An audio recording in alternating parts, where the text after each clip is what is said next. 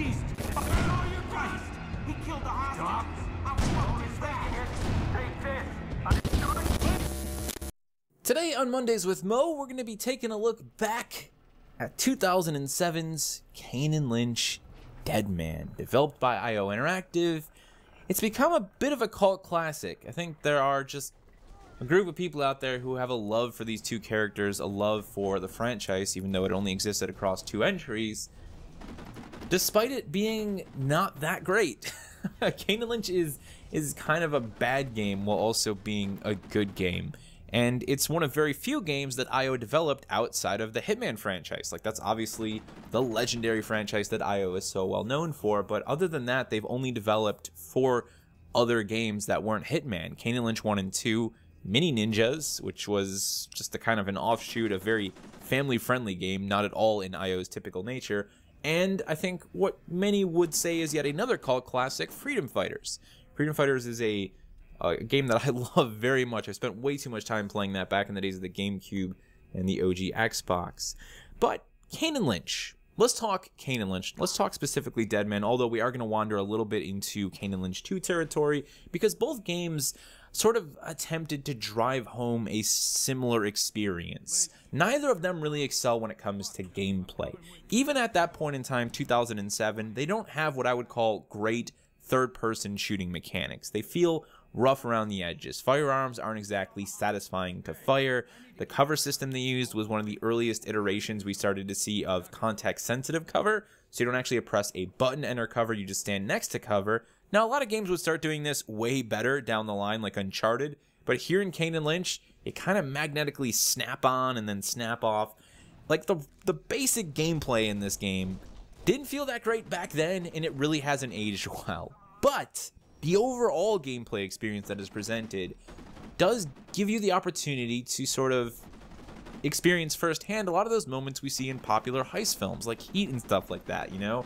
The bank heist in the first proper mission in the game, for example, is over the top and is a lot of fun. There's a really long and, I think, well-designed getaway scene in the back of a van that segments into on-to-foot gameplay, then back into the van itself. There's a lot of variety in the presentation from start to finish in terms of how you experience the game. It's just throughout that, the core never feels as satisfying as it could have felt. But again, I don't think gameplay was really their main focus when they were working on Kane and Lynch. It was more so to tell this very specific and, I think, often well-curated, psychological in some cases, co-op storytelling experience. So you have Kane, this sort of broken down, failed mercenary, if you will. And then you have Lynch, a raw, pure psychopath. A very unlikely duo. They're not together because they want to be together.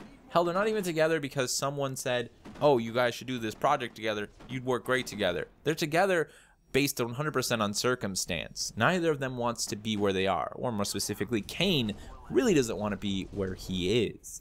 And that concept, that part of the experience is delivered not just on screen, but projected out to the players as they experience the game themselves. I really don't recommend playing Kane and Lynch 1 or 2 in single player.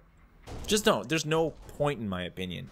You'll still get some of the experience, but you won't get the same experience you get when you actually played in co-op. And to talk about why co-op is so special, I really only need to reference one portion of the game.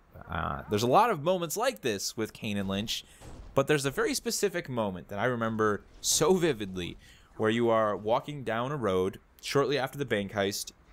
There's a bunch of civilians running at you. I'm playing Kane, my brother's playing Lynch, we're playing in split screen, right? I'm running down the road and I'm just saying to my brother, man, there's civilians all over the place, and he's like, dude, he's like, a bunch of cops just showed him, man, there's cops everywhere.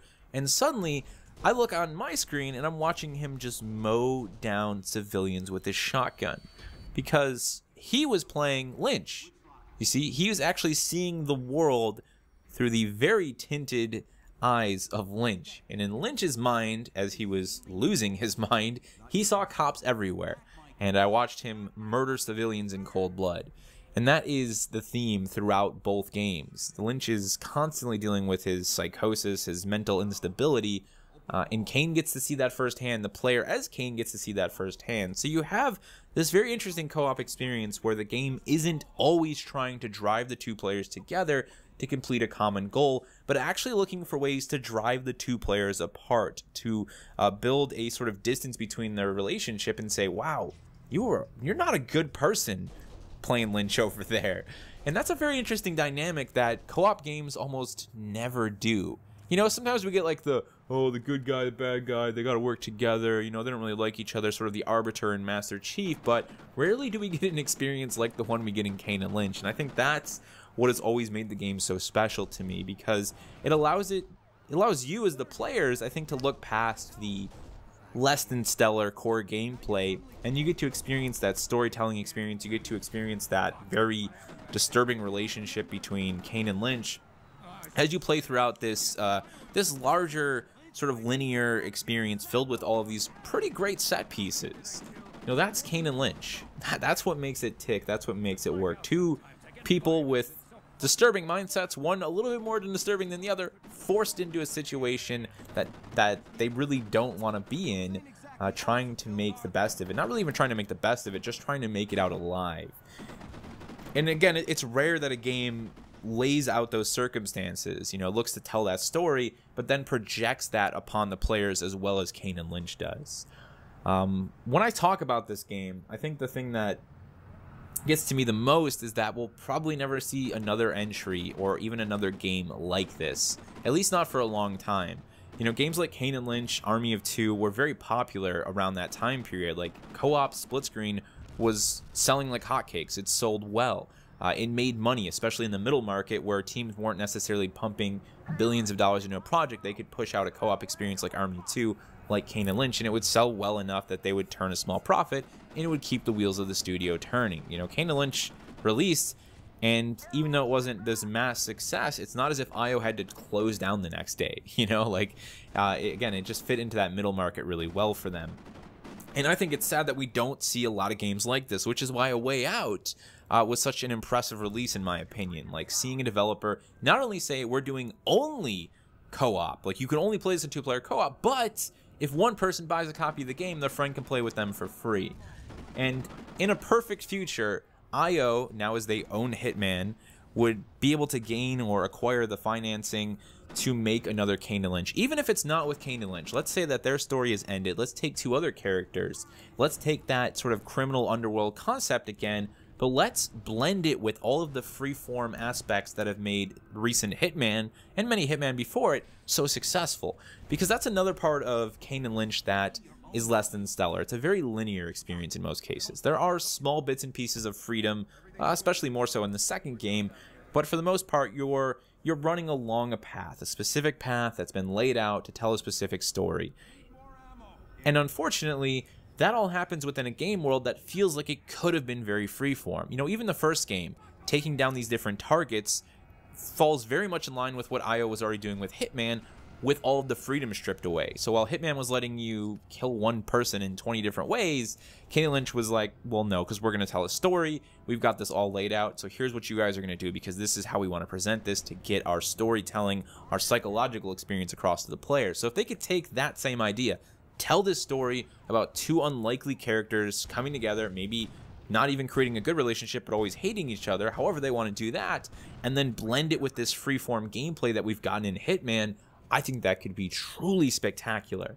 Like, you know, performing bank heist and actually having multiple ways to complete that heist. You know, essentially building a game that is very driven by its co-op storytelling experience, but that has that same replayability that Hitman 2016 has, letting players go back and redo heist even.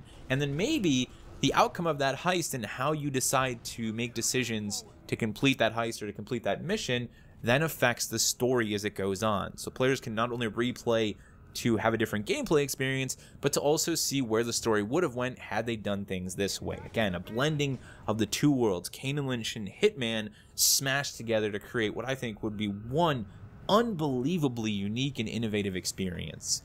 Like, we see a lot of storytelling in games. We see a lot of games that give us choices that can affect the outcome of the story down the line. But rarely do we see freeform gameplay and replayability blended in with those things beyond, oh, if you play this again, you get a different storyline. You know, there's just something about Kane and Lynch that is so nuanced that within itself it does present a gameplay experience that isn't commonly found in other games.